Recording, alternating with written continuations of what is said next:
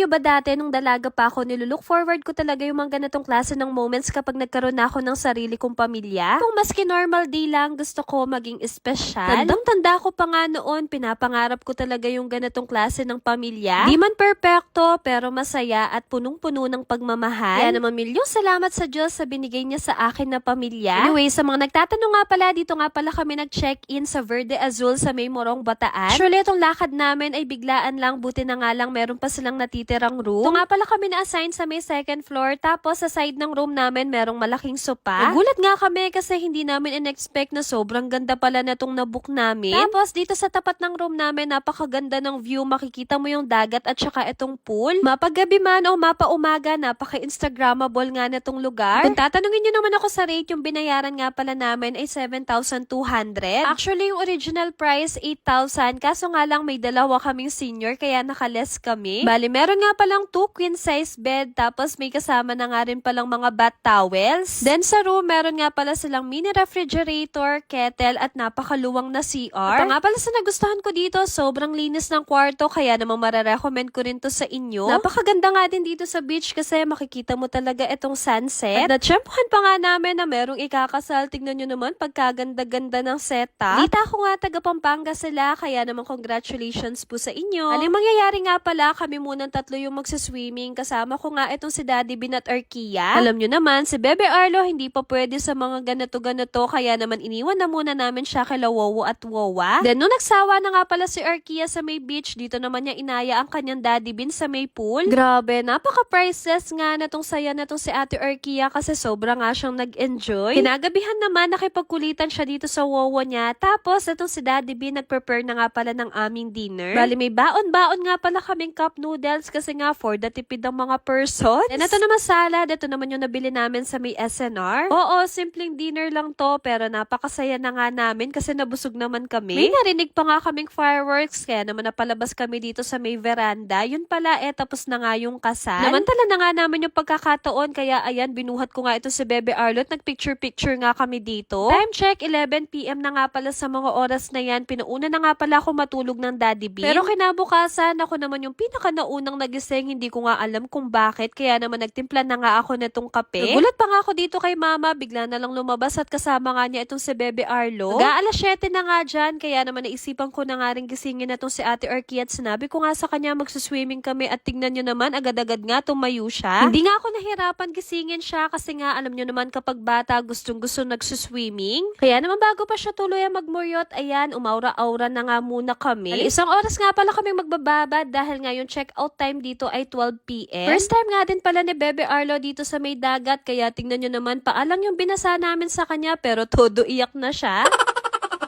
Kaya naman sa aming Bebe Arlo, sorry na kaagad. Napatahan ko na nga pala siya, umupo muna kami para paduduin siya. Nang pinapanood nga namin na to si Ate Arkia na enjoy nga dito sa dagat. Kaya naman thank you so much Wowo and Wowa sa pagbantay. Alam nyo ba itong si Bebe Arlo, naging paborito na nga niya yung ganitong klase ng facial expression. Bye-bye! Pero maski ganyan yan, napakadali lang naman yung patawanin. May nakita pa nga kami nagtitinda dito ng mga dried fish, kaya to si Daddy Bin bumili na nga ng tigwa 1/4. Then meron nga pala kaming pangmalakasan technique. Alam nyo ba, pumunta talaga kami dito sa may buffet breakfast, yung mag-aalas 10 na. Minado naman kasi talaga kami na onti lang talaga yung budget namin, kaya ang mangyayari talaga, itong breakfast, ginawa naming brunch. Ko ba kung may makaka-relate sa amin, pero every time talaga na merong buffet breakfast, ganito yung ginagawa namin. Ako dito kay Ate Arkia at marunong na pala siyang kumain ng dilis. You're eating fish? Yeah. Wow.